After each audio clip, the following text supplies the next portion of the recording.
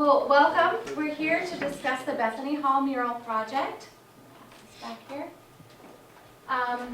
For those of you who are interested, the mural project will be all tile. We're going to be doing it in phases. The first phase is going to cover the middle window down in Bethany Hall. So we'll have a nice pictograph there of the Lutheran rose. Then the next phase will be the far left window, and the last phase will be the right window. And then the 3 phases after that will be filling in the spaces in between. The technique that we're using is called peak assiette, which uses recycled materials, and we'll be gathering any kind of materials that you can bring to us. I have a list of different things that you can bring, so wine bottles, beer bottles, soda bottles, any kind of glass dishes, old chip dishes that you may find at a yard sale, particularly those items that are red or purple. Because those dyes are hard to come by, they're very expensive, so we want to get as many of the recycled products as we can. Okay, this is the preliminary design. There are 2 additions that will be added to this. So we're gonna, can you guys hold this up for me? Get one on one side and one on the other side. There's a mute button if you want to mute it for a second, but it looks like we can see it. There we go. All right, so this is the design. And this is to scale, believe it or not. The mural wall is 20 feet high by 60 feet long, and I'm hoping that every inch of it will be covered. As I said, we're going to start in sections. There are 2 pieces that are missing here. This will go in that first center window. It will be the Lutheran rose surrounded by sunset type colors, so that's where we need the red tile and the orange tile and purple tile, that sort of thing. Then over in this section in front of where the right window is down in Bethany Hall will be a dove. And then in the left window will be an apple tree, since we use the apple tree in such symbolic things within Lutheranism all throughout the year. Anywhere you see these lines here will be 1 inch by however long we can make it mirror. So there'll be a lot of reflective surfaces, and there'll be mirror put throughout the design as well. The bottommost portions are going to be black and gray. The next layer will be our browns. The next layer are darker greens and browns, and then the top layer are lighter greens. Then of course the sky back here will be in different shades of blue and purple, and then around the Lutheran rose will be the more sunsetty type colors. The technique itself is tedious but easy. You first break up all of the different pieces. We're going to try and use as large of pieces as we possibly can. So if we have larger tile, we'll use the whole tile. We won't break it up on purpose. Then we'll fill in the smaller areas with smaller pieces. I don't want the smallest piece to be any smaller than 1 inch in diameter, because otherwise it'll be hard to fit the little itty bitty pieces in there. The space between the tiles will be about 1/4 of an inch if we can keep it at that. We don't want it to be much wider than that, because then you have to use a lot more grout for that. You take all the individual pieces, you apply them to the mortar board, and later on we'll take a field trip downstairs so you can see where the space is going to go, and I have a piece of mortar board down there that is exactly the size of each chunk that we're going to do. Once the pieces are glued in and dried, then you take grout and you grout over top of them to fill in all the spaces. And once all of that is done, then we're going to hang it up on that cement wall. Each panel will be back away from the wall about a half of an inch to an inch, depending on what kind of supplies we can provide, with a rubber washer to keep it back away from the wall. That way we can have drainage behind it, and it will keep both the wall and the mural safe. I did research this technique. Excuse me. It's the same type of technique that's used on the outside of the American Visionary Arts Museum wall. If anybody has ever been to that museum, it's covered in mirror. So that's one of the things. And I had the amazing benefit of meeting up with Bob Benson, who was one of the designers of the AVAM. He made that beautiful mirrored tree that's out front. And he might be able to come by and do a workshop with us, which will be really great on how to work with mirror. So that's about it. Does anybody have any questions? Yes, ma'am. You're talking about like the transparent glass, and you're talking about like dishes. You're not talking, the whole thing won't be transparent. Anything we So can like get our if I hands had, on. yeah, like a purple pottery dish would Yep, work. Okay. that will work, that will work. But transparent materials as well, just not completely transparent. So like the green wine bottle, which I think I might have brought one with me, but I'm not sure. The bottoms of old soda bottles or beer bottles that are brown or green. And I think there's some beautiful colors of wine bottles out there now. They have reds and they have blues and everything. If you happen to go out to yard sales and that sort of thing, you're out and about, or flea markets and see cheap sets of dishes, by all means bring them in. So one question you guys might have is what can I do? And I did come up with this sheet. I might need to make some copies here. Bring in supplies. So colored glass bottles, like we talked about, old dishes or china. It doesn't matter if they're already chipped or broken because they're going to be broken up anyway. Coffee mugs, teacups. I know that they're rounded, but they're going to be broken up, so there will be flatter pieces. Charlie, can you dig out the mirror in there, please? Thanks. Saucers, plates, bowls, and platters. Watch yard sales for cheap items you might be willing to donate. Leftover ceramic tile of any kind. So if you know somebody or if you've redone a bathroom recently, this is the actual technique that I use. These are all old dishes. It was made up of all old dishes. So you notice that some of the pieces are not quite flat. They are a little bit rounded. I even made the stem of the flower out of the bottom of a curved plate. So if you know anybody who's recently redone a bathroom or a kitchen, and they had a bunch of tile that they pulled out that's broken up in pieces, or they have a bunch of leftover tile that they didn't use, when they came in, by all means bring it in. This big blue tub here is going to be the, I don't know if you guys can see this, it's going to be kind of the dumping ground for new material that's coming in. Let's not whack anybody with my head with that. And if I need to get more of these, I can. I will also have smaller bins that are stackable, that once the items are broken, they'll be sorted into color and size if possible, and dumped into the smaller buckets so we can just kind of yank from them as we need. What's the timeline on this? The entire course of the project will take 3 years. Okay. So it's... So when you're talking about bringing things in? Yes. There's going to be a lot of time to bring things in, and hopefully we'll be able to find some good storage areas if we get as much material as I'm hoping for. If I have to take it home, I will. I will be happy to do that. So what can the volunteers do? Well, bring items in, obviously.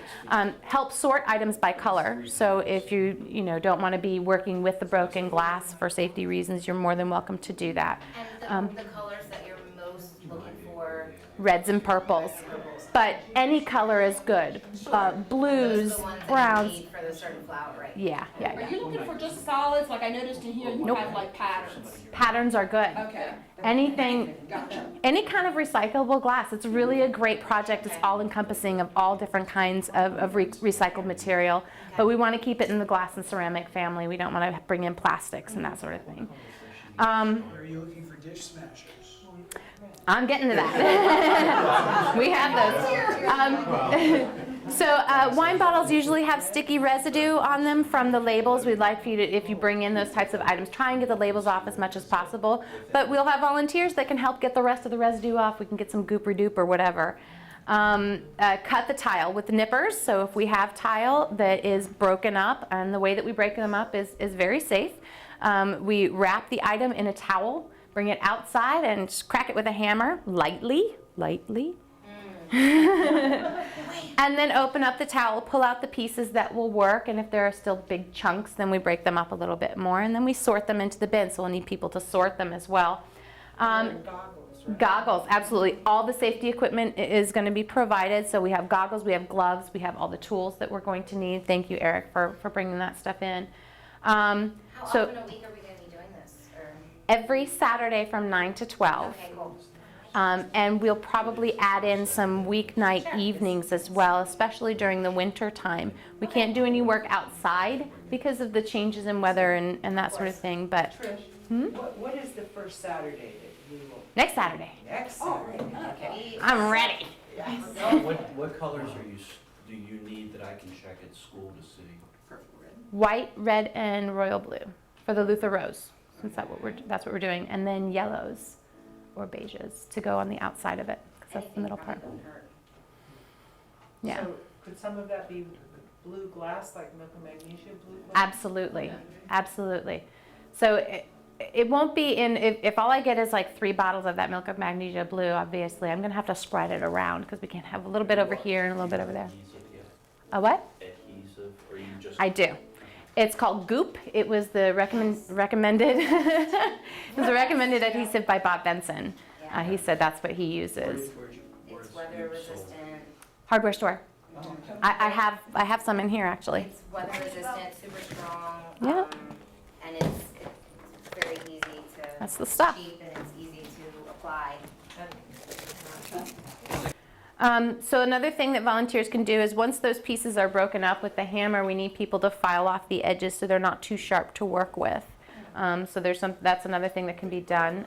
We also need help in assisting in transferring the design from that big long thing that we had. I'm going to be dividing that up into a grid and putting each panel, each 3x5 panel onto an index card. So we'll need someone to take it from the index card and transfer it to the mortar board with a Sharpie so that we know where we're going to be filling in the lines.